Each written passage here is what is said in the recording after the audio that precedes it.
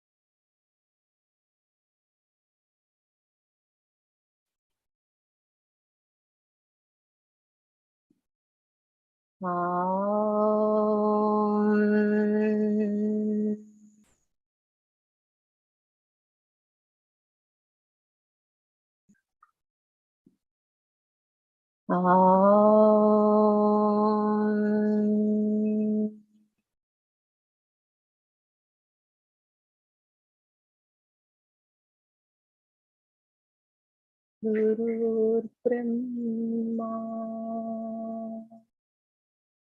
गुरुर्विष्णुः गुरुर्देवो महेश्वरः गुरुः साक्षात् परब्रह्मा तस्मै श्री गुरवे नमः। हरिः ओम्। श्री गुरुभ्यो नमः। हरिः ओम्। हरिः ओम् अंडी वरदुरु करणं। తనను తాను తెలియకున్న తమ మెట్లు గ్రహించుతోయజాక్ష తమిదీరకున్న తత్వమెట్లుగాంచు తత్వం వరయకును తానెట్లు బ్రహ్మమౌను అరసి మున్నారయమును తానైనా తెలిసి తానరుగక వరగురు కరుణలేక బయలెట్లదు పరికించి చూడ పరమే పరమ సత్యం పరమ శివా పరాపర రహస్య యోగిని తాతొలగ తనిగిరి గూర్చే परमे परमै राचित सद्गुणशीलमयी विरिञ्चि वरमै తెలిసి తానరుగక బరదురు కరుణలేక బయలెట్లదు ప్రాతః స్మరామి అనాథబందో తవ దాసోహమనవరదు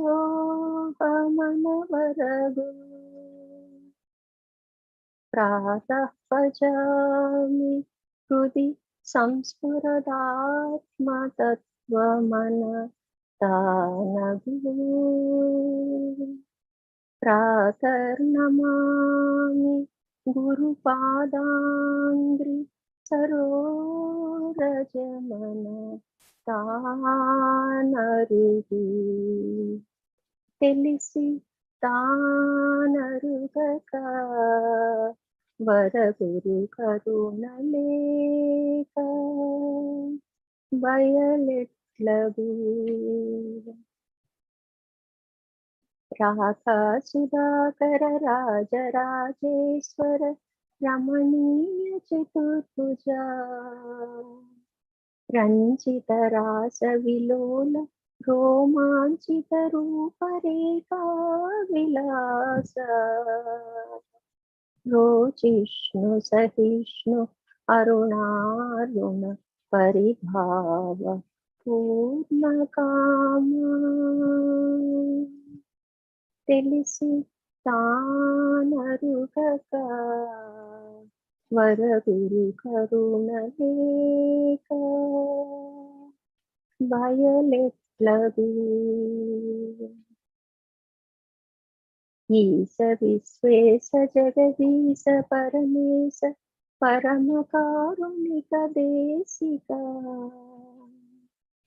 ఈసున సూయలు బాపనొచ్చయై అహం కృతి ఈశ్వరార్పణమునర్ప తానరికి జీవేసులొక్కటౌ సౌరు తెలిసి తానరుగక వరదురు కరుణలేక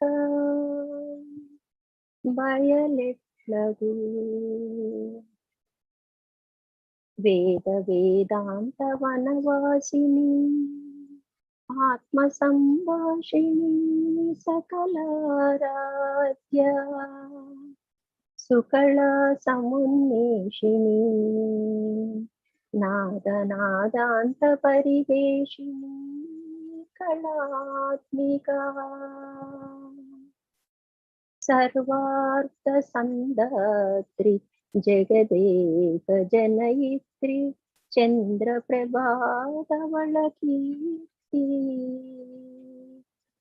తెలిసి తానరుగక వరగురు కరుణలేక బయలెట్లగు. హరి ఓం స్వామి గారు. హరి ఓం శ్రీ గురుభ్యో నమః. హరి ఓం బ్రహ్మానందం పరమసుఖదం కేవలం జ్ఞానమూర్తిం ద్వంద్వాతీతం గగన సదృశం తత్వమస్యాదిలక్ష్యం ఏకం నిత్యం విమలమచలం సర్వహి సాక్షిభూతం భావాతీతం త్రిగుణరహితం సద్గురుం తం నమామి. నమో బ్రహ్మాదిత్యో బ్రహ్మ విద్యా సాంప్రదాయ కర్తృభ్యో వంశ ఋషిభ్యో మహాత్మ్యో నమో గురుభ్యః. సర్వోపప్లవరహిత ప్రజ్ఞానఘన ప్రత్యగర్భో బ్రహ్మైవాహమస్మి. అహం పదార్థరహితః సదాశివసమారంభాః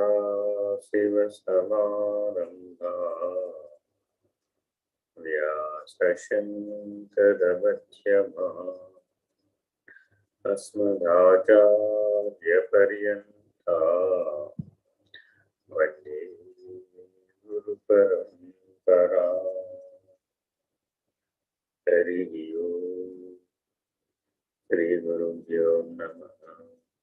హరి ఓం.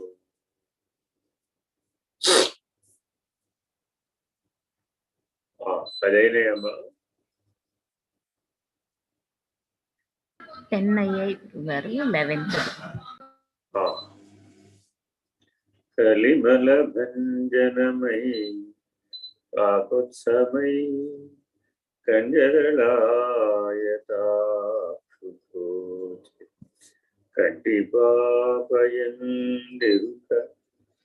కల వంటిది జగము కలయినని కృష్ణపటలము కరుణింప కాకోలభీకర కాకవిష్టమైన నిరుక తెలిసి తానరుగక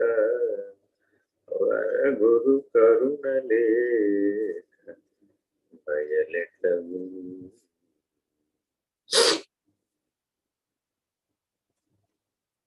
మానవుడు తప్పక సాధించవలసినటువంటి సాధనాపూర్వకమైన అనుభవం కలిమల భంజనమై. కలిపురుషుడు ప్రజాపతి కొలువులో ప్రత్యక్షమయ్యాడు. ఆయన ఒక చేతిలో మజిరా పాత్ర, ఒక చేతిలో మాంసఖండములు రుధిర పాత్ర, ఒక చేతిలో శిక్షించేటటువంటి పాశం, ఒక చేతిలో తన యొక్క మర్మ అంగాన్ని పట్టుకున్నాడు. ఇలా ప్రవేశించాడు సభా మధ్యంలో. అంటే అన్ని రకాల ఇంద్రియాలు స్వేచ్ఛను పొందేటటువంటి యుగం, భోగ జీవితానికి ప్రాధాన్యత పెరిగేటటువంటి యుగం కలియుగం. ఒక వ్యక్తి మరొక వ్యక్తిని అకారణంగా ఈర్ష్యపడుతూ ఉంటాడు, అకారణంగా నిందిస్తూ ఉంటాడు, అకారణంగా విమర్శిస్తూ ఉంటాడు. మానవ సంబంధాలలో రజోగుణ ధర్మం బలంగా పెరిగిపోతుంది. మనసులో రజోగుణం ఉండటం వలన బలంగా, వ్యవహారంలో తమో గుణం, నిందాస్తుతులకు విలువ పెరుగుతుంది. ఇంకా భోగ జీవితం బాగా జీవించేవాడే జ్ఞానిగా పిలువబడతాడు. ఇంకా సమాజంలో బాగా ఉన్నతమైనటువంటి గౌరవాన్ని కూడా పొందుతాడు. స్వరూప జ్ఞానం అనేటటువంటి అంశం పూర్తిగా మరుగైపోతుంది. ఇది కలి యొక్క ప్రభావం. దీనికి ఉదాహరణగా భాగవతం ఏం చెప్తుందండి?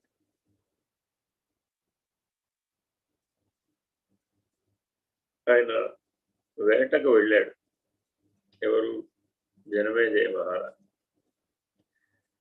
రోజు ఆయన ఆస్థానంలో, దివాణంలో, ఖజానాలో గోల్డ్ కిరీటాలు ఉంటాయి. రాజుగారు కదా, హస్తినాపురానికి రాజు. సరే, రోజు కిరీటం పెట్టుకెళ్ళడం ఆయనకు అలవాటు. ఆ రోజున ఆయన అదృష్టవశాత్తు సుయోధనుడికి కిరీటం వచ్చింది. ఆ సుయోధనుడి కిరీటం పెట్టుకున్నాడు వెళ్ళి. కాసేపటికి కొంత దూరం వెళ్ళేప్పటికి దాహం వేసింది. రాజుగారు కదా, ఎవరో ఒకరు దాహం తెచ్చుకోబోతారా అని చుట్టూ వెతికాడు. వెతికితే ఆశ్రమం కనబడింది. వెళ్ళాడు. ఒక మహానుభావుడు, సమాజనిష్ఠుడు, బాహ్య స్పృహ లేకుండా. రాజుగారినే గౌరవం లేదు, నా రాజ్యంలోని ఆశ్రమం ఇది, నన్ను ఎందుకు గౌరవించలేదు అని అహంకారం వచ్చి ఆయన ఎలాగోలా మంచినీళ్ళు తాగాలి, నాలుక పెడిచ కట్టుకోబోతుంది. అక్కడెక్కడ నీటి చలమ కనబడలేదు. పోయి ఆశ్రమంలోకి వెళ్ళి చూశాడు, అక్కడెక్కడ నీటి. సరే, ఆ కోపాన్ని పట్టలేక ఆ పక్కన ఎక్కడ చనిపోయిన పాము ఉంటే ఆ పాము చేసి ఆయన మెడలో వచ్చి ప్రతీకార చర్య తట్టుకోలేక క్రోధావేశ ఆ దాహార్తి తీర్చలేదని ఆ మహానుభావుడు వేసేసాడు. వెళ్ళిపోయాడు. నిజానికి చనిపోయిన పాము అతన్ని కరవలేదు, కరిచే అవకాశం కూడా. వాళ్ళ అబ్బాయి వచ్చి ఆయన మహాశక్తివంతుడు, మహారవసంపన్నుడు. నా తండ్రికి ఎవరైతే ఇలాగా అవమానం, అగౌరవం, అకారణంగా దేహస్పృహ లేకుండా దివ్యోన్మతతో సమాజనిష్ఠుడై బ్రహ్మనిష్ఠుడై ఉన్నటువంటి జ్ఞానికి ఇటువంటి అపచారం చేసినటువంటి వాడు రక్షకుని నోట చనిపోయాడు అని శాపం చేశాడు. ఇది కలిమలం. ఆ దుర్యోధనుని కిరీటం ఆయన చాలా కాలం ధరించాడు కదా, కలి స్వరూపం అని. కలి దాంట్లో కూర్చున్నాడు. అడుగుతారనమాట, ద్వాపర యుగం నుంచి కలియుగానికి వచ్చేటప్పుడు, బాబు నీ అడ్రస్ ఎక్కడో చెప్తే అక్కడికి మా ప్రజల్ని పోనివ్వకుండా కాపాడుకుంటానని అడుగుతాడు. ఈ ఘట్టం మీ అందరికీ తెలిసిందే, మీకు అర్థం అవటం కోసం చూచాయిగా వచ్చి. బాబు నేను జోదశాలల్లో ఉంటాను, మదిరాపానమత్తులై ఉన్నటువంటి వాళ్ళ దగ్గర ఉంటాను, ఇంకా విషయలోలత్వంలో మునిగిపోయినటువంటి వాళ్ళ దగ్గర ఉంటాను. నాలుగో ముఖ్యమైన అంశం, ఈ మూడింటి వల్ల మాకేం ప్రమాదం లేదు. ఆ రోజుకి హస్తినాపురంలో ఈ మూడు లేదు. ఎంతైన విషయం. గురు సామ్రాజ్యంలో ద్వాపర యుగాంతానికి మదిరాపానమత్తులు కానీ, విషయలోలురు కానీ, లేదా ఇత్యాది మకారత్రయంతో, పంచమకారాలతో మునిగిపోయినటువంటి వాడు లేదు. కాబట్టి భయం లేదనుకున్నాడు. ఆఖరి విషయం చెప్పాడు, బంగారాన్ని ఆశ్రయించుంటాను. అయిపోయింది. ఇంకేముంది, బంగారాన్ని ఎక్కడైతే నిలవేస్తూ ఉంటాడో అక్కడ కలి ప్రభావం చేరిపోతుంది. ఈర్ష్య, అసూయలు పెరిగిపోతుంది, దంభం దర్పం పెరిగిపోతుంది, భోగ జీవితం పెరిగిపోతుంది. ఇలా జాగరూకులై ఉండాలన్నమాట ఈ కలిమలం గురించి. ముఖ్యంగా కలి ప్రభావం ఎక్కడుంటుందయ్యా అంటే దేవాలయాలు, ఆశ్రమాలు, సదాచారాన్ని పాటించేటటువంటి సాధువుల యొక్క గృహాలు, వీళ్ళందరి మీద ఉంటుంది. ఎలా ఉంటుందంటే ఒకరు సాధువుగా జీవిస్తారు, మరొకరు అలా జీవిస్తారు. ఆశ్రమాలలో కూడా అంతే. అనేక మంది చేరిపోతారు ఆ మహానుభావుడి దగ్గరికి, అందరు చేరిపోతారు. చేరిపోయి రకరకాలైన సమాజంలో ఉన్నటువంటి కాలుష్యం అంతా ఆశ్రమం. ఇంకా దేవాలయాలు ఇక్కడ అంతే. ఇలాగా తెలియకుండానే కలి యొక్క మాలిన్యం అంతా కూడా వచ్చేస్తుంది. దీన్ని పోగొట్టాలంటే ఎలాగ మరి అని సప్త ఋషులు ఆ సభలో ఉన్నారు. వాళ్ళు ప్రశ్నించారు కలిపురుషుడు. ఒకటే ఉపాయం, పరమాత్మ శరణు వేడకపోతే నా ప్రభావం నుంచి ఎవరు తప్పించుకోలేదు.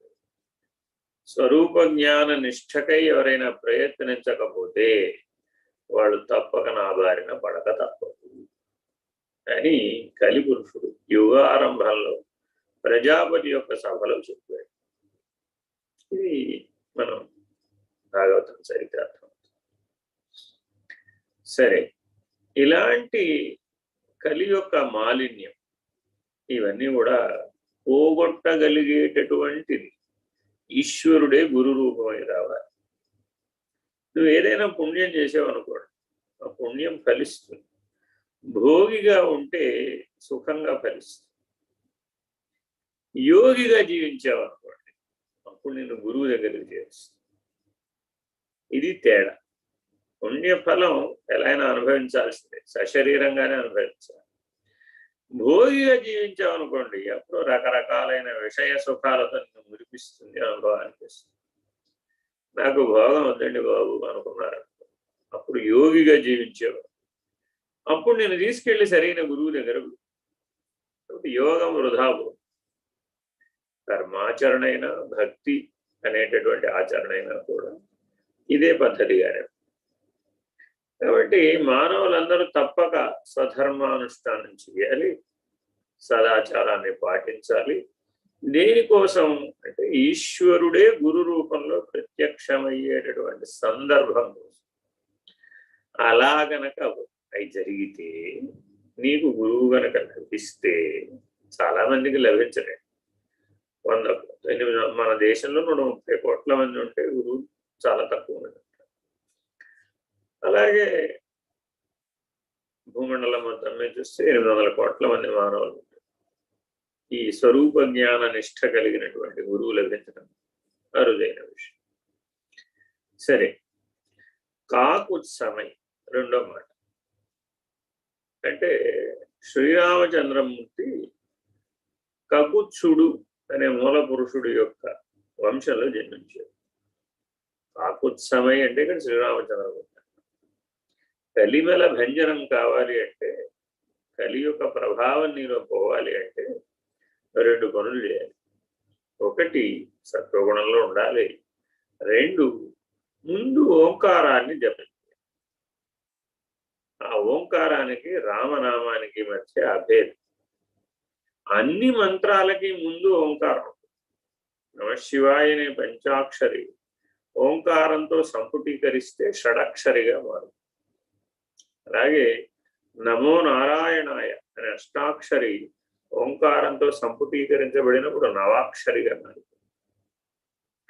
ఇలా ప్రతి మంత్రానికి కూడా ఓంకారము లేనటువంటి జపం, ఓంకారము లేనటువంటి మంత్రం అర్థఫలం అని పెద్దలు నిర్ణయం చేశారు. కాబట్టి అసలు ఓంకారమే ఏకాక్షర మంత్రం. ఈ ఒక్క మంత్రాన్ని గాఢ నిద్రావస్థలో కూడా చేయవచ్చు. ఓంకారంలో ఉన్న విశేషం ఏమిటంటే, శ్వాసతో సమంగా ఈ ఓంకారాన్ని అనుసంధానం ఏకాక్షరం కాబట్టి చాలా సులభం. ఇక దీనికంటే ఒక మెట్టు ఎక్కువ హంస. హం క్షం అనే ద్విదళములైనటువంటి ఆజ్ఞాచక్రంలో భ్రూమధ్య స్థానంలో ఈ హంస మంత్రం పనిచేస్తుంది. ఇది జన్మత మానవులందరూ గుర్తించవచ్చు. దీన్ని మామూలుగా చెప్తే శ్వాస మీద ధ్యాస అంటారు, కానీ అది స్థూలమైన పద్ధతి. కొద్దిగా ఎదిగితే హం క్షం అనేటటువంటి ద్విదళముల మీద ఆడేటటువంటి అంతర్ ఇడా పింగళ సుషుమ్నలలో అంతర సుషుమ్నాఖ్యం అక్కడ ఉంటుంది. అలాగే బాహ్య సుషుమ్నాఖ్యం కూడా అక్కడ. ఈ 2 నాడుల యొక్క శీర్షములు అక్కడ కలుస్తాయి. ఈ హంసని తిరగేస్తే సోహం అంటే జీవాత్మ హకార సకారములు. హకారము జీవాత్మ, సకారం పరమాత్మ. మధ్య బిందువానుస్వారం అనుసంధానం. అలా బాగా తిరగా మరగా దాన్ని అనుసంధానం చేస్తే ప్రాణంతో, ముఖ్యంగా బాహ్య కుంభకం, అంతర కుంభకం, ఈ రెండింటినీ నిలబెట్టుకోగలిగినటువంటి విద్య గనక నీకు ఆ స్థానంలో లభిస్తే, ఆ నైపుణ్యం గనక నీకు లభిస్తే నీకు రామదర్శనం జరుగుతుంది. ఇది చాలా ముఖ్యమైన. అందుకని అక్కడ ఏం చెప్పారు ఇప్పుడు, కంజదళాయతాక్షుడు ఆ శ్రీరామ దర్శనం కలుగుతుంది. సరే, కలిగితే ఏమిటండి ప్రయోజనం? దక్షిణ నేత్రం నుంచి కూడా సుషుమ్నా నాడి యొక్క శాఖ ఆ స్థానానికి వస్తుంది. అక్కడి నుంచి కలిసి సహస్రారానికి, ఆ తర్వాత బ్రహ్మరంధ్రానికి వచ్చేది. శ్రీరామచంద్రుని యొక్క దర్శనం సహస్రారంలో జరుగుతుంది. భూమధ్యంలో కేవలం ప్రకాశం కనపడి ఆ ప్రకాశం శ్రీరామ దర్శనంగా మారిపోతుంది హంసమంతం చేత. అది శ్రీరాముడే అవ్వక్కర్లేదు, అది ఆ ఉపాసన చేస్తే అలా కనబడు. రాముణ్ణి ఉపాసన చేసే వారికి ఈశ్వరుడు రాముడుగా, ఏ ఇష్ట దైవాన్ని ఎవరు ఉపాసన చేస్తే ఆ ఇష్ట దైవ రూపం కనబడు. కొంతకాలం అలా జరిగిన తర్వాత ఆ దర్శనం కనబడుతున్న దైవానికి, ఏ దైవం అయితే తనకు కనబడుతున్నాడో అంతర్లీనంగా, అదే దైవం బాహ్యంలో కూడా కనబడు, అతడికే కనబడు.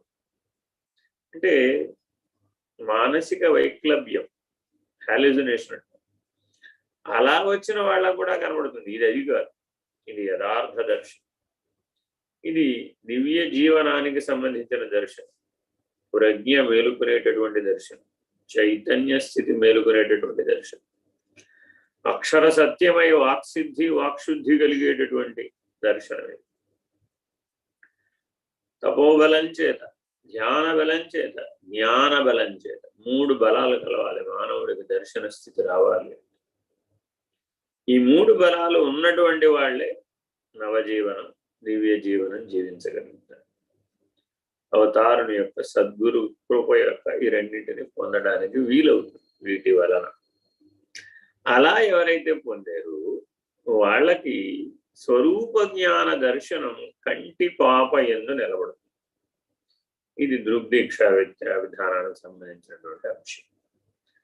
ఇది దర్పణ విద్యా విధానంలో కంటి పాపను లక్ష్యంగా చెప్పి అక్షి విద్య, అక్షి ఉపనిషత్తు అని ఒక ఉపనిషత్తు కన్నును ఆధారంగా చేసుకుని చెప్తారు. కంటిలో 5 రంగులు ఉన్నాయి: తెలుపు, నలుపు, ఎరుపు, నీలము, ఇంద్రనీలం లేక సునీలం. ఈ 5 కాక మధ్యలో సూక్ష్మ రంధ్రం ఉన్నది. ఇది కన్ను నిర్మాణం. ఈ 5 వర్ణాలకి పంచశక్తులని, పంచబ్రహ్మలని సాంఖ్య విచారణ మొత్తం ఒక కంటికి అన్వయం చేసి చెప్పేస్తారు. ఇది అక్షిపనిషత్తు, అక్షి విద్యలో చెప్పేటటువంటి విధానం. చెప్తే ఏమిటంటే మాకు తెలిసేదంటే, అక్కడ దృష్టి కనుక అట్లా నిలబెట్టుకుంటే అది కొంతకాలానికి సర్వవ్యాపకమై బ్రహ్మాండం అంతా విస్తరించి, ఆ బ్రహ్మాండం అంతా ఆర్యాదర్పణలోనే కనుక ఆ చూపులో కనబడుతుంది. దర్పణం అవసరం ఉండదు. అలాగా ఎవరికైనా ఎరుక నిలబడితే ఆ ఎరుక విడిపిస్తారు, తర్వాత అది లేనిదని నిరూపిస్తారు. 14 భువన భాండాలు మనస్సు ద్వారా, బుద్ధి ద్వారా, విజ్ఞానమయ కోశం ద్వారా, విచారణ ద్వారా కూడా ఈ దర్శనాన్ని పొందవచ్చు. దర్పణ విద్యా విధానంలో కూడా పొందవచ్చు. అది కొద్దిగా కష్టం.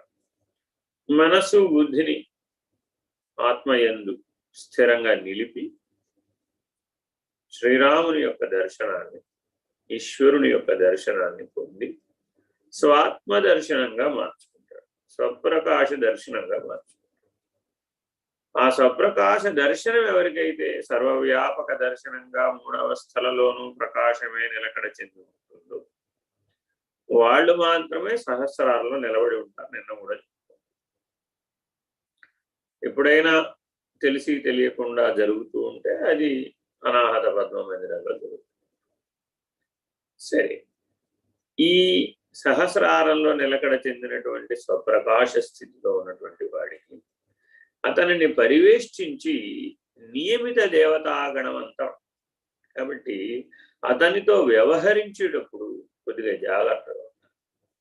జీవన్ముక్తులైనటువంటి వాళ్ళతో వ్యవహరించేటప్పుడు కొద్దిగా జాగ్రత్తగా ఉంటారు. బ్రహ్మనిష్ఠులైనటువంటి వాళ్ళతో వ్యవహరించేటప్పుడు కొద్దిగా జాగ్రత్తగా ఉండాలి అని పెద్దలు. అంటే ఎలా పడితే కనుక అలా మనం 3 గుణాలని కనుక వాడితే అతనిని పరివేష్టించి ఉన్నటువంటి నియమిత దేవతలు తత్ఫలితాన్ని వెనువెంటనే ఇచ్చేస్తారు. సమయం ఎక్కువ ఉండదు. కాబట్టి వస్తుంది తత్వ వివేక ప్రకరణంలో చివరిలో వస్తుంది. జీవన్ముక్తుని యొక్క పుణ్య పాపాలు ఎలా పోతాయండి? అతడు కూడా శరీరే కదా, శరీరంలో ఉన్నాడు కదా, మరి ఏదో కర్మ చేస్తాడు కదా, సత్కర్మ. మరి దాని పుణ్యం ఎవరికి పోతుంది? ఒకవేళ అతను గనక ఏదైనా ప్రారంభవశాత్తు ఏ కర్మైనా చేస్తే ఎవరికైనా వేదన కలిగితే అప్పుడు ఆయన ఖాతాలో పాపం వేస్తారా? సృష్టి అలా ధర్మంలో ఉందా అని అడిగితే, ఎవరైతే అతనిని ఆశ్రయించినటువంటి జ్ఞానం కొరకు ఆశ్రయించినటువంటి వాళ్ళు ఎవరైతే ఉంటారో వాళ్లకు సంక్రమించేస్తుంది పుణ్యం అంటారు. అతనికి ఖాతా స్వర్ణం. అలా అవటాన్ని అతను దర్శించగలడు. జీవన్ముక్తుడు అంటే ఏంటంటే తన పుణ్యం ఎట్లా క్షయం అయిపోతుందో తెలుసుకుండా ప్రతిరోజు ఎవరో ఒకరికి క్షయం అయిపోతుంది, ఎప్పుడూ సున్నానే. ప్రతిరోజు పాపం కూడా క్షయం అయిపోతుంది. ఎప్పుడైనా సరే అతను ఉద్వేగపడిన ఆవేదన పడ్డా, ఒకవేళ ఎవరికైనా ఆవేదన కలిగినా ఆ కారణమైనటువంటి వాళ్ళని ఆశ్రయించేస్తుంది. ఇది సృష్టిలో ఉన్నటువంటి ధర్మం.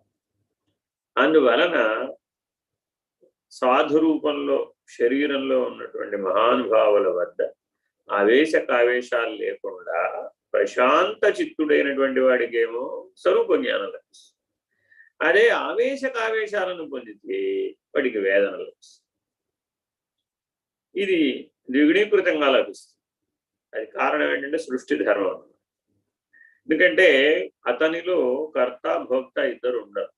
వాడు రిసీవ్ చేసుకో, అన్ని తిరిగి ఇచ్చేస్తాడు. సముద్రం వలె అన్ని తిరిగి ఇచ్చేస్తాడు. ఇతడు ఎప్పుడు ఏ స్థితిలో ఉంటాడ? బ్రహ్మ సత్యం జగన్మిథ్య అనే జీవన్ముక్త అనుభవంలో. ఏమండి, బ్రహ్మ సత్యం జగన్మిథ్య అంటే జగత్తు లేనిదంటారా మీరు? మిథ్య అంటే లేనిదని కాదు. ఇది తప్పు అర్థం. వాచ్యార్థంగా చెప్పుకున్నప్పుడు అంతా మిథ్యరా బాబు అని రోడ్డు పక్కన తాగి పడుకున్నవాడు కూడా చెప్తాడు. జగమే మాయ, బ్రతుకే మాయ. అది ప్రయోజనం. ఏదో దేవదాసు చెప్పిన పాటలు లాభం నిష్ప్రయోజనం. జీవితంలో నిష్ప్రయోజకుడైనటువంటి వాడు చెప్పినటువంటి మాటలకి ఏం విలువ లేదు. జాగరూకుడై పరమాత్మ చెప్పాడు, ఏ యథా మాం ప్రపద్యంతే తాం తథైవ భజామ్య. ఈ శ్లోకం బాగా గుర్తుపెట్టుకోవాలి సాధకులకు.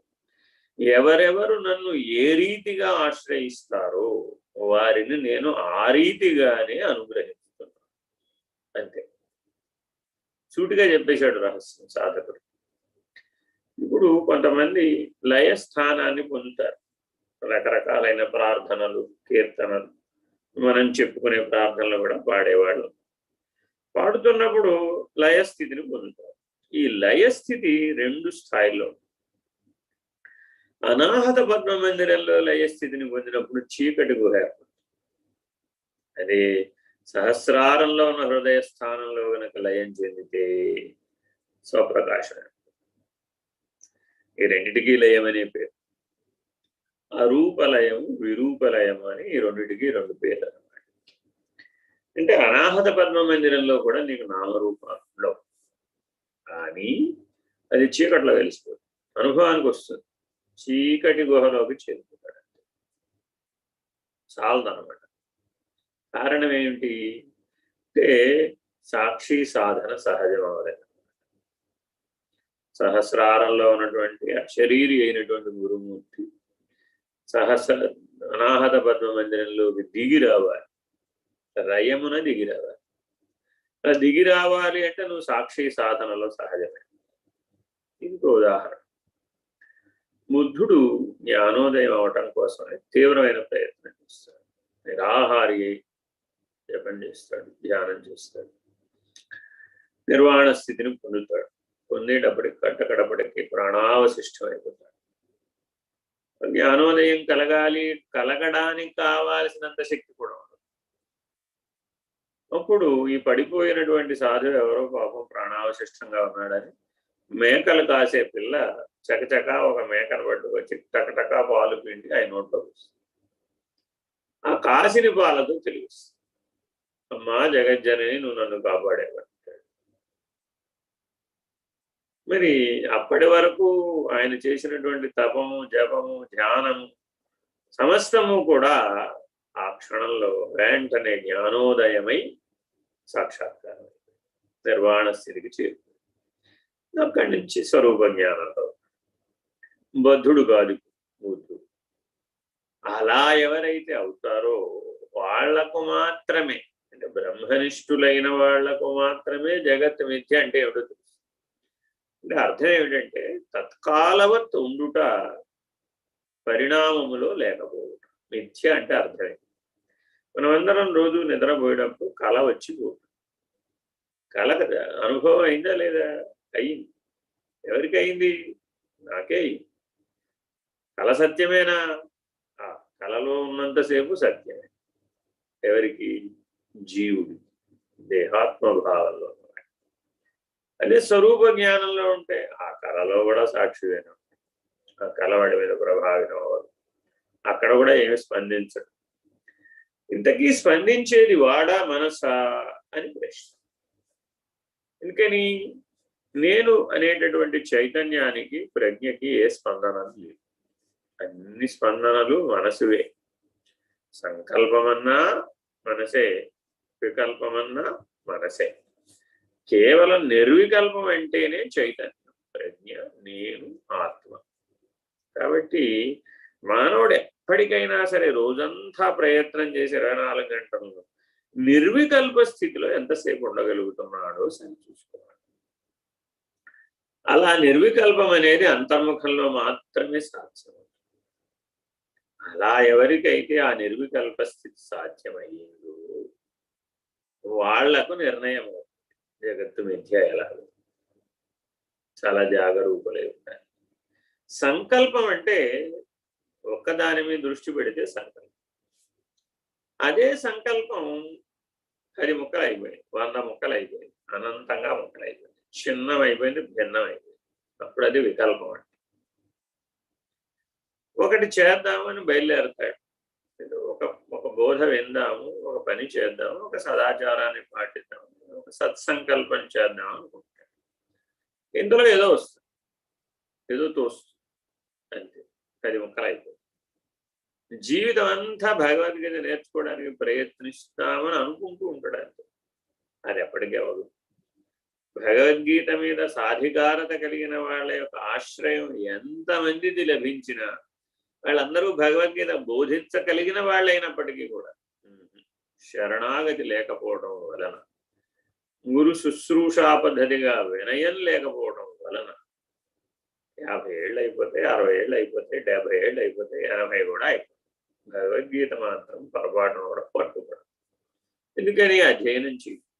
రోజు మొత్తం మీద రకరకాలైనటువంటి అవాకులు చెవాకులు 16 గంటలు చదవమంటే చదువుతాడు, కానీ పొరపాటును కూడా భగవద్గీతను అధ్యయనం చేయడు. ఎందుకంటే మారాలి కదా, మరి భగవద్గీత అయితే మారాలి కదా.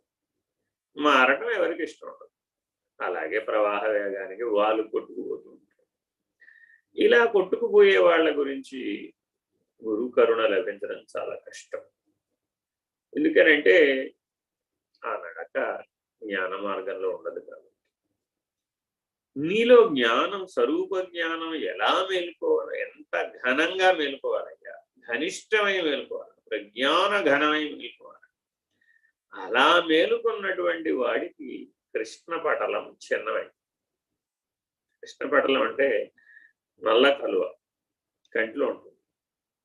మామూలుగా వాచ్యార్థంగా చెప్తే, లక్ష్యార్థంగా చెప్తే అనంత విశ్వ కేంద్రం, పరమాత్మ, పరబ్రహ్మ, అది కృష్ణపటలం.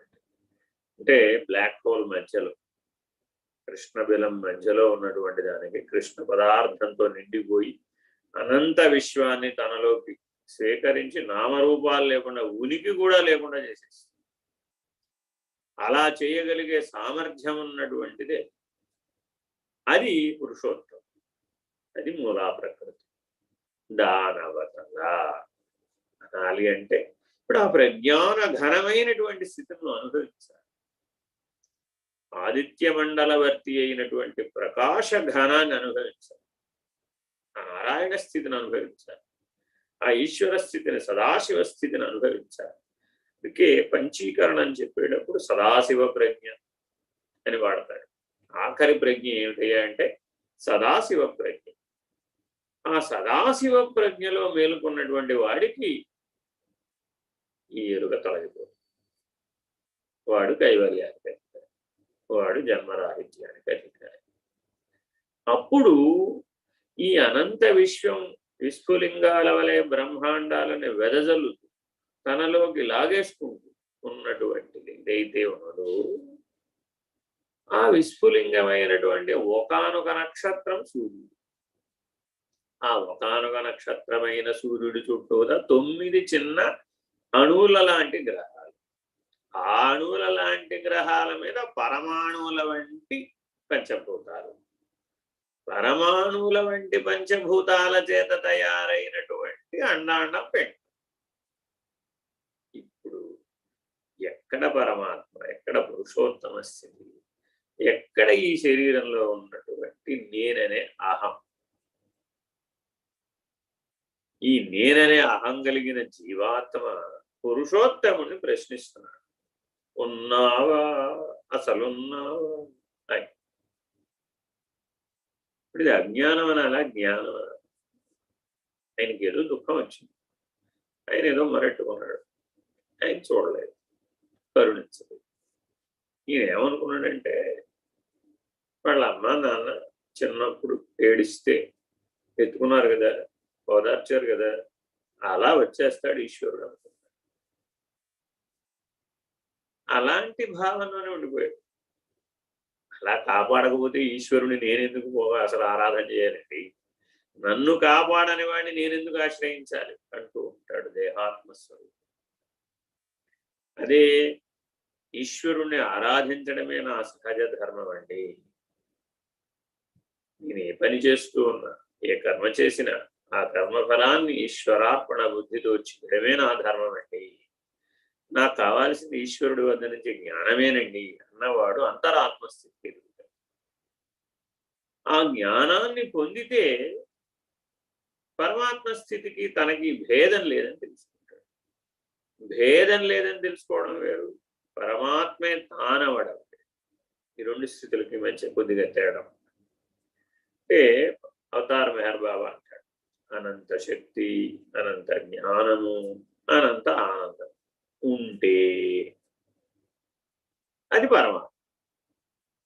పరిమితమైన శక్తి, పరిమితమైన జ్ఞానం, పరిమితమైన ఆనందం ఉంటే జీవి.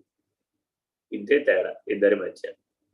లక్షణ రీత్యా ఆయనలోనూ శక్తి, జ్ఞానము, ఆనందమే ఉన్నాయి, ఈయనలోనూ శక్తి, జ్ఞానము, ఆనందమే ఉన్నాయి.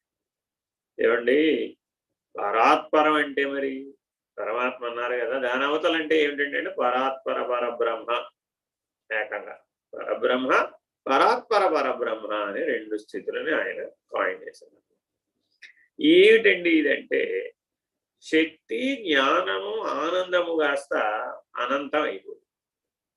ఈ ఆనందం ఉండదు ఇక్కడ, అనంత స్థితికి చేరు.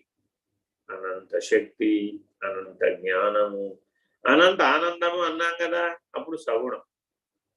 అవతలకి చేరిపోయాడు నిర్గుణానికి, అప్పుడు అనంతమే ఉందండి.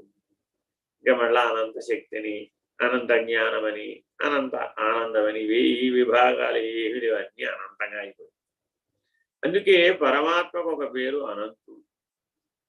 మన వ్రతాలలో కూడా అనంత పద్మనాభ వ్రతం అని, నేనేం పని చేయడు, హాయిగా పడుకొని ఉంటాడు. నాభిలో ప్రజాపతి ఉంటాడు, కాళ్ళేమో శ్రీదేవి వదుతూ ఉంటుంది, శేషశయనం మీద యోగ నిద్రాపరవశమై ఉంటాడు ఈ అనంత పద్మనాభుడు.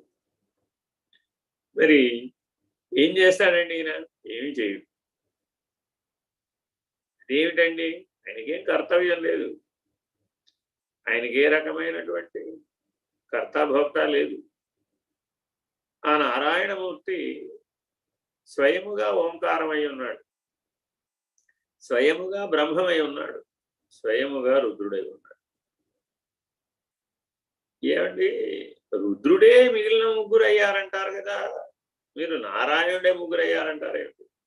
శివకేశవులు వేరుగా ఉన్నారనే గొడవ దేహాత్మ స్థితిలో ఉందే గాని అంతరాత్మ స్థితిలోనే లేదు. అంతరాత్మ స్థితిలో లేని దాన్ని పట్టుకెళ్ళి ఇప్పుడు మనం ఎవరికి ఆపాదించామంటే పరమాత్మ స్థితికి ఆపాదించేసాం. నారాయణుడు నల్లగా ఉంటాడు, ఈశ్వరుడు తెల్లగా ఉంటాడు. ఈశ్వరుడు నందినెక్కుతాడు, నారాయణుడు గద్దనెక్కుతాడు. ఇలా చెప్పాలంటే 150 చెప్పచ్చు. ఇదంతా చిన్న పిల్లల కథలు, కాక్ అండ్ బుల్ స్టోరీ అంటాం. చిన్నపిల్లలు నిద్రపోవడానికి తల్లి ఏదో కథ చెప్పమంటే కాకి వచ్చి నీతో మాట్లాడింది, రేపు పొద్దున్న రమ్మంది, స్కూల్కి తొందరగా వెళ్ళమంది, పొద్దున్నే ఈవిడ చెప్పాలనుకున్నవన్నీ కాకి పేరు మీద చెప్పేసి అంతే. వాడు ఎలా కూడా కొడుతూ నిద్రపోవాలంటే ఆవిడకి కావాల్సింది అది. ఆవిడ చెప్పదలుచుకుంది, నిద్రపోయేటప్పుడు చెబితే వాడికి మనసులో బాగా నాటుకుని మర్నాడు బాగా వాటిని అమలు చేసేస్తాం. ఆవిడ తెలివితేటలే. ఇలాగా మన వాళ్ళు ఏం చేశారంటే భక్తి పేరు మీద చాలా రకాలైనటువంటి స్వరూప జ్ఞానానికి భిన్నమైన ప్రతిబింబ భావం బలపడేటట్లుగా మనకి మూర్తిమంతమైనటువంటి దివ్యత్వాన్ని అందించే ప్రయత్నం చేశారు 3 ఏళ్ల పిల్లాడి లెక్క కట్టిన. మనకి ఎంత వయసు ఉన్నా సరే మనం దైవాన్ని నామరూపాలతో పట్టుకునే ప్రయత్నం చేస్తున్నామంటే నీ వయసు 3 ఏళ్ళు అంతే. నీ అంతరాత్మలో ఉన్న దాని యొక్క వయసు 3 ఏళ్ళే. నీకు 30 ఏళ్ళు వచ్చినా అంతే, 300 ఏళ్ళు వచ్చినా అంతే, 300 జన్మలు తిరిగినా కూడా నీ వయసు 3 ఏళ్ళే లెక్క అంతే. ఈశ్వరీయమైన జ్ఞానం, స్వరూప జ్ఞానం కలిగిన వాడు ముందు తన యొక్క నామరూపాలను ఈశ్వరుణ్ణి ఆధారంగా చేసుకుని నామరూపాలను ఎవరైతే దాటతారో సచ్చిదానంద స్థితిలో సత్యం జ్ఞానం అనంతం బ్రహ్మం అనేటటువంటి స్థితిలోకి లక్ష్యంగా స్వీకరించి ఎవరైతే ఎదుగుతారో వాళ్ళకి పంచప్రణవాలు అంటే ఓంకారం, హ్రీంకారం, శ్రీంకారం, క్లీంకారం ఇలాగా పంచప్రణవాలు ఉంటాయి. అలాగే సాంఖ్య విచారణలో అం యం వం రం లం సం అని ఆ పంచబీజాక్షరాలు చెప్తారు.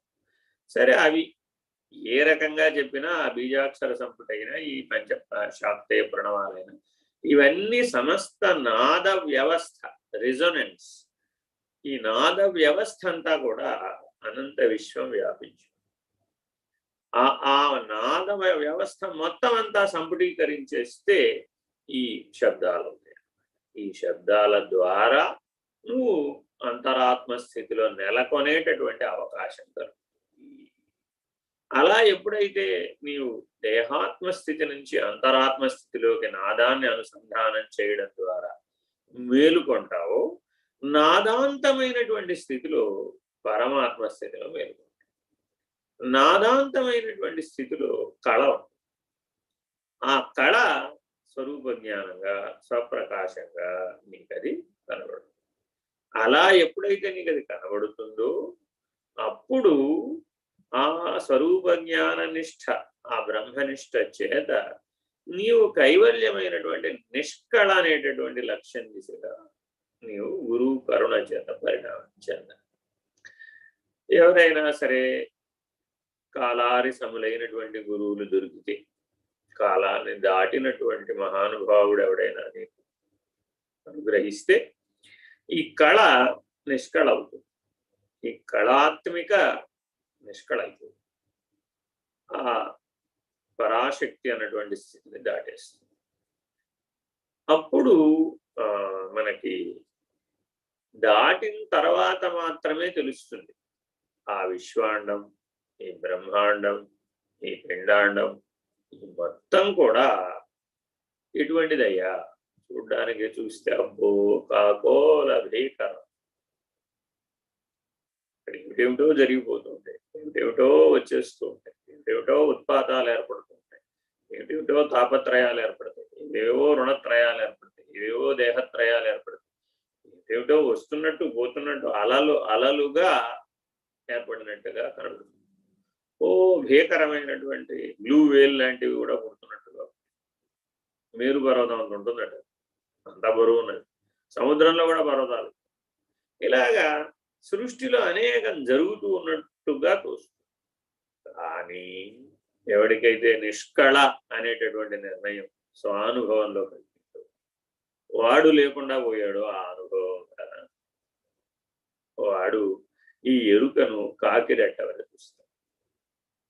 ఈ సంబంధించినటువంటి సకల సిద్ధులు, సకల శక్తులు, సకల దేవతా సమూహం, సకల మానవ సమూహం, సకల సిద్ధుల యొక్క సమూహం, మానవౌఘ దేవౌఘ సిద్ధౌఘములనన్నింటినీ ఎరుక స్వరూపంగా భావించి ఆ ఎరుకను కాకిరెట్ట వల్ల చూస్తాడు. కానీ ఏ అపేక్ష ఉండదు, నిష్ప్రయోజనం. ఇదంతా అయం వ్యర్థ బాహ్యకోపీన భవతి అనేటటువంటి మూల మంత్రాన్ని పట్టుకుంటాడు. మంత్రం అంటే ఇదేదో నమశివాయ మంత్రం అనుకునేది, నిన్ను పోగొట్టగలిగేటటువంటి దివ్యౌషధం. కాబట్టి ఆఖరిది చెప్పే ఉపదేశం అంటూ ఏమైనా అవుతుందంటే, నాయన అయం వ్యర్థ బాహ్యకోపీన భవతి. నిరంతరాయంగా ములుగురుచ్చ సందు లేకుండా ఆ పరబాహ్యమే ఉన్నది, మిగిలినదంతా కాకిరెట్టతో సమానం. ఏమయ్యా, జిల్లా కలెక్టర్గా పనిచేశావు, రాష్ట్రానికి బాస్గా పనిచేశావు, దేశానికి బాస్గా పనిచేశావు, ఓహో అలాగా. అయితే ప్రపంచానికి బాస్గా పనిచేశావు, అయితే స్వరూప జ్ఞానం దగ్గరకు వచ్చారనుకో, బ్రహ్మనిష్ట దగ్గరకు వచ్చారనుకో, విశ్వామిత్రుడు ఎన్ని సంపాదించలేదు, ఎన్నో లెక్క పెట్టలేనన్ని దివ్యాస్త్రాలు. అసలు ఆయన సంపాదించినన్ని దివ్యాస్త్రాలు ఈ భూమండలంలో ఇప్పటి వరకు ఎవరు సంపాదించారు, ఎప్పటికీ కూడా కుదరదు. ఆయన ఎటువంటి బలవంతుడయ్యా అంటే స్వయముగా అనేక దివ్యాస్త్రాలను నిర్మించాడు, ఉపాసనా బలం చేత, తపశ్శక్తి చేత. అలా నిర్మాణం చేసిందే గాయత్రి మంత్రం. విశ్వామిత్రుడు దర్శించినదే గాయత్రి మంత్రం. ఆ గాయత్రి ఉపాసన ద్వారా అందరూ అంతరాత్మ స్థితికి చేరతారు. విశేషమైన ఉపాసన. అలా ఎవరెవరైతే ఈ మార్గాలన్నింటిలో పరిణామం చెంది స్వరూప జ్ఞాన నిష్ఠులై పరబ్రహ్మ నిర్ణయాన్ని, పరాత్పరమనే నిర్ణయాన్ని ఎవరైతే పొందుతారో వాళ్లకు మాత్రమే బయలు పరబాహ్యం, జన్మరాహిత్యం, కైవల్యం నిర్ణయం. ఇది ఎప్పుడూ సిద్ధవస్తు. నువ్వు దేహాత్మగా ఉన్నప్పుడు కూడా అది సిద్ధవస్తువే, నువ్వు అంతరాత్మగా ఉన్నప్పుడు కూడా అది సిద్ధవస్తువు, నువ్వు పరమాత్మతో అభిన్నత్వాన్ని పొందినప్పుడు కూడా సిద్ధవస్తువు. కేవలాత్మస్థితి యందు నేను నువ్వు పోగొట్టుకున్నప్పుడు కూడా అహం రహితమై, తద్రహితమై, సద్రహితమై, మద్రహితమై, ఆవరణరహితమైనటువంటి స్థితిని కూడా అది ఎప్పుడూ అనంత విశ్వం ఏర్పడక ముందు అంతరిక్షం ఉంది, అనంత విశ్వం ఏర్పడ్డాక ఉంది. అనంత విశ్వం ఏర్పడడం వలన అంతరిక్షంలో ఏ కొరత రాలేదు. అనంత విశ్వం పోతే అంతరిక్షం ఏమి పెరగదు. పూర్ణమద పూర్ణమిదం పూర్ణాత్ పూర్ణముదచ్యతే పూర్ణస్య పూర్ణమాదాయ పూర్ణమేవావశిష్యతే. ఈ మంత్రం అందుకే ప్రతి ఒక్కరూ ఉపాసనా కాలంలో తప్పక ఈ పూర్ణ మంత్రాన్ని అనుసంధానం చేస్తారు. ఇది దశవిధ శాంతి మంత్రాలలో ఉత్తమమైన శాంతి మంత్రం. ముఖ్యంగా జ్ఞాన యోగులు నిత్యం అనుసంధానం చేయవలసినటువంటి శాంతి మంత్రం. నిరంతరాయంగా ఈ శాంతి మంత్రాన్ని అనుసంధానం చేసేటటువంటి వాళ్ళు తప్పక స్వరూప జ్ఞానాన్ని పొందుతారని ఋషుల యొక్క ఆశీస్సు. అలా తెలిసి తానరుగక, ఇది తెలియడం. ఇట్లా తెలియాలి, తన గురించి తనకు తాను ఇంత స్పష్టంగా జ్ఞాన మార్గంలో తెలియబడాలి. తెలియబడి తాను లేదు, తనను తానెరుగుటకు కోహం అనే ప్రశ్న కలిగింది పరమాత్మ స్థితిలో. సహజ నిర్వికల్ప సమాధినిష్ఠుడైన వాడికి నేనెవరు అని ఒక ప్రశ్న కలిగింది. అప్పుడు ప్రపంచం చైతన్యవంతంగా లేదు, జడ సృష్టి మాత్రమే ఉంది. తామసిక సృష్టి అయినటువంటి జడ సృష్టి మాత్రమే. చైతన్యము, చేతనము, అచేతనము ఈ మూడు పరమాత్మలోనే నిండి నివిడీకృతమై ఉన్నాయి. మూడు వేరుగా లేవు. ఆ ఒక్క ప్రశ్న కలిగింది, తనను తాను తెలుసుకుందాం అనుకున్నాడు. అంతే, లేచి మేల్కొన్నాడు. తన యొక్క స్వరూప జ్ఞాన నిష్టలో నుంచి అలా అచేతనమైనటువంటి జడ సృష్టిలోకి ప్రవేశించాడు సంకల్పంతో. ప్రవేశించగానే అది సచేతనమే. ఈ అచేతనం కాస్త సచేతనమైంది. ఇహ అది పనిచేయడం మొదలు పరిణామం చెందడం మొదలు. నీతో నాకు సంబంధం లేదని ఈ పరమాత్మను వదిలేసింది, ఈ పురుషోత్తమును వదిలేసింది. క్షర అక్షరములుగా పరిణామం చెందేసింది. చెంది చెంది చెంది చెంది చెంది మళ్ళా అక్కడ కూడా ఇదే ప్రశ్న, నేనెవరే? నేనెవరు నేనెవరు నేనెవరు నేనెవరు అనుకుంటూ తిరిగి తిరిగి తన మూలాన్ని వెతుకగా వెలుగగా తన మూలమైనటువంటి పరమాత్మ స్థితికి వచ్చి చేరి ఇక్కడి దాకా అద్వైతం. ఈ పరమాత్మకి మళ్ళా ఇప్పుడు సోహం అనే నిర్ణయం అయిపోయి తానెవరో తెలుసుకున్న తర్వాత ఇది నేను కొత్తగా జరిగింది ఏముంది ఇప్పుడు ఇక్కడ, నేను ఏదైతే అయి ఉన్నానో దానినే నేను తెలుసుకున్నాను అని సంకల్ప వికల్పాత్మకమైనటువంటి మనస్సు ప్రజ్ఞాస్థితిలో లయమైపోగా, ప్రజ్ఞ బ్రహ్మములో లయమైపోగా, బ్రహ్మము పరబ్రహ్మ నిర్ణయం అందు లేకుండా పోవాలి. ఈ క్రమం అంతర్ముఖంలో జరగాలి, బహిర్ముఖంలో జరిగే అవకాశం.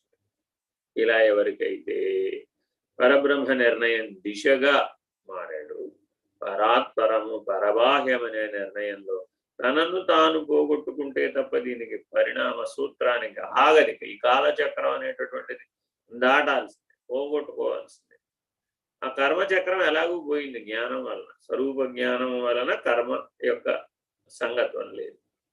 సంయోగం, కాలంలో ఉన్నటువంటిది సంయోగం. ఆ సంయోగ వియోగాలు ఏదో ఒక రూపంలోకి సృష్టిగతంగా మారేటట్లుగా, నిర్గుణం సగుణంగా ఏదో ఒక కాలంలో వ్యక్తమయ్యేటట్లుగా ప్రేరేపిస్తుంది. కాబట్టి ఆ సగుణం మరలా వ్యక్తం కాకూడదంటే ఈ నిర్గుణం నిష్ప్రతియోగం అయిపోవాలి. అయం వ్యర్థ బాహ్య కోపేన భవతి. అంతరిక్షమే ఉన్నదని, ఎరుక లేనిదని, విశ్వాండము లేనిదని, బ్రహ్మాండము లేనిదని, పిండాండము లేనిదని, ఏది ఎప్పుడూ పుట్టలేదని, ఏ పరిణామము జరగలేదని, పునః ఏ లయము లేదని, పంచక్రియలు లేవని, పంచ బ్రహ్మలు లేవని, పంచశక్తులు లేవని, పంచ బీజములు లేవని ఈశ్వర పంచీకరణలో చెప్పబడింది. ఇది ఆఖరు పంచీకరణ. ఇది స్వానుభవానికి ఎవరికైతే వచ్చి లేకుండా పోతాడో అతడు జన్మరాహిత్యాన్ని పొందినటువంటి వాడు. ఇలా ఇది అరగటం, తెలిసి తానరుగుట, ఇలా లేకుండా పోవాలి. ఇలా ఎవరికైతే ఈ పరిణామం అంతా ఏమండి, ఇంత పరిణామం జరగడానికి ఎంత సమయం పట్టవచ్చు అంటారు? 4 స్థాయి భేదాలు ఉన్నాయి కదా. అనుసరించేవారు వీళ్ళు ఇంకా సాధన చతుష్టయం సంపాదించలేదు. చాలా మంది ఉంటారు ఇలా. గురువు గారి కాళ్ళ వెళ్ళబడేవాళ్ళు భౌతికమైన, ప్రాకృతికమైన, సాంసారికమైన, ప్రాపంచికమైనటువంటి అంశాలను మాత్రమే గురువు గారితో చర్చించి అనుభూతిని పొంది విముక్తిని పొందడానికి ప్రయత్నం చేసేవాడు. కర్మానుభవంలోనే మెరుగైన దశను పొందడానికి ప్రయత్నం చేసేవాడు. వీళ్ళందరూ అనుసరించేవారు. కొద్దిగా టైం పడుతుంది. ఇంకా ఒక మెట్టు సాధన చతుష్టయ సంపత్తి కలిగి చతుర్విధ శుశ్రూషలు చేసి శిష్యులుగా, నువ్వు నా శిష్యుడని గురువు చెప్పాలి కానీ శిష్యుడు గారు వెళ్ళి మీరే మా గురువు గారంటే అన్నారనుకోండి, అది మొదటి లెక్కకు పనికొస్తుంది కానీ రెండో లెక్కకు పనికిరాదు. ఎప్పటికైనా ఏ మహానుభావుడైనా సరే నువ్వు నా శిష్యుడివిరా అని గనక ఆశీర్వదిస్తే నువ్వు అంతరాత్మస్థితికి వచ్చినట్టు. ఆశీర్వదించలేదనుకోండి దేహాత్మస్థితిలోనే ఉన్నట్టు, అనుసరించేవాడుగా ఉన్నట్టు. సరే, ఒక మెట్టు ఎక్కాడు, అంతరాత్మస్థితికి వచ్చాడు. ఇప్పుడు పర్వాలా, చతుర్విధ శుశ్రూషలు అయిపోయినాయి. ఇక శ్రవణ మనన నిధిధ్యాసలు, ఆత్మ విచారణ జరుగుతుంది, ఆత్మనిష్ట కలుగుతుంది. కలిగితే తరువాత 4 మహావాక్యోపదేశం జరుగుతుంది. ఆ తదుపరి 4 మహావాక్యాల యొక్క అనుభవం, జీవన్ముక్తానుభవం, బ్రహ్మనిష్ట, తుర్యనిష్ట చేత మాత్రమే నిర్ణయం అవుతుంది. ఇక మిగిలిన ఎన్ని కథలు చెప్పినా దాని ముందు నిలబడం. అట్టి తుర్యనిష్ఠుడైనటువంటి వాడికే ఇది సామర్థ్యంగా పరిణమిస్తుంది.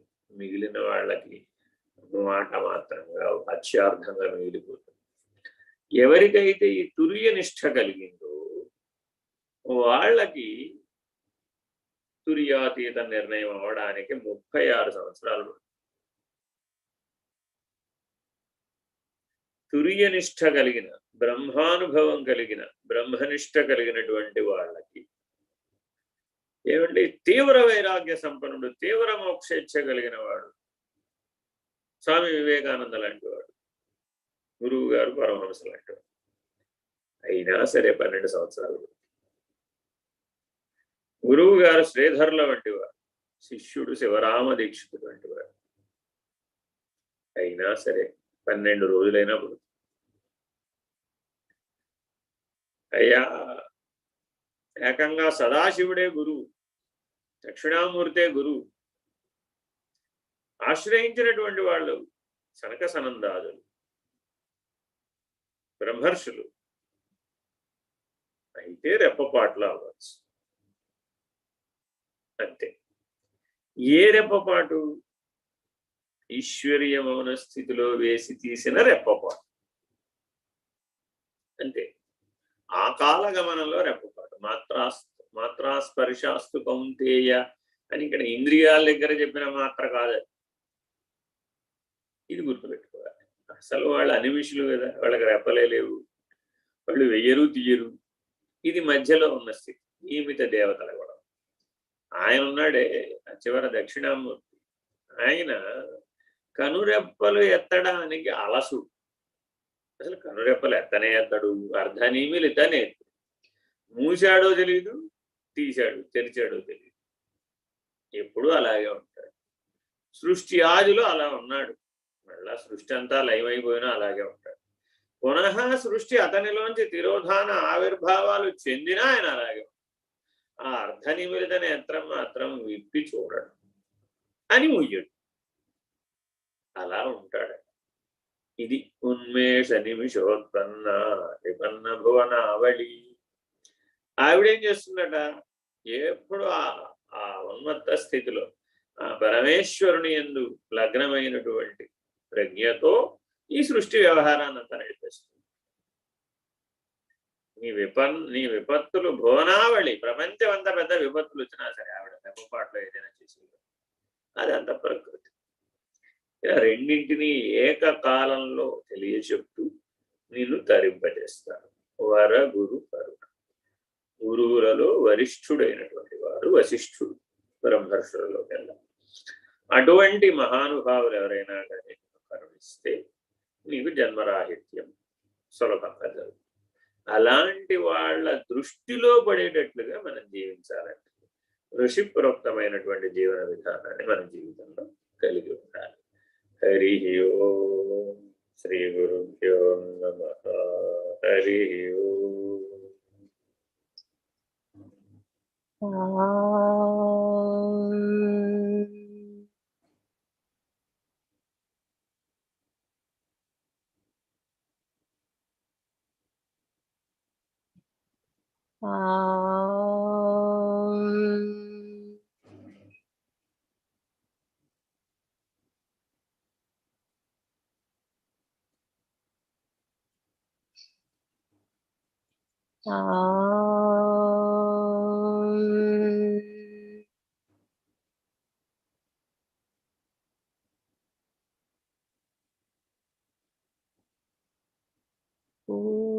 పూర్ణమద పూర్ణమిదం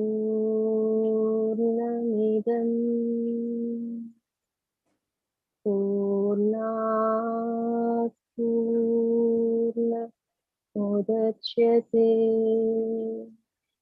పూర్ణస్య పూర్ణమాదాయ పూర్ణమేవావశిష్యతే.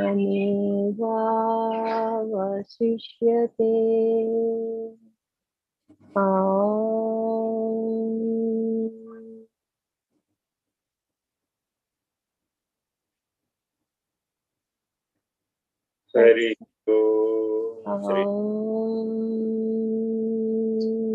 శాంతి शांति शांति हरिः ओम श्री गुरुभ्यो नमः हरिः ओम నారాయణ सुंदर नारायण